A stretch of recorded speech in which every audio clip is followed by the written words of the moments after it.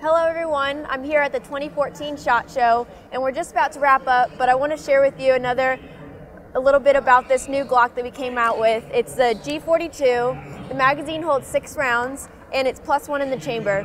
It's the smallest Glock that Glock has yet to come out with, and so it's a great one because it's slim.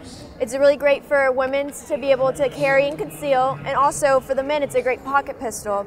I got the opportunity to shoot it out on Media Day on Monday and it was fabulous. The gun is very accurate and the recoil is very manageable. So I'm very excited that Glock has finally provided us with a 380 for all of us who have been asking for it. Hope you guys like it. Take care.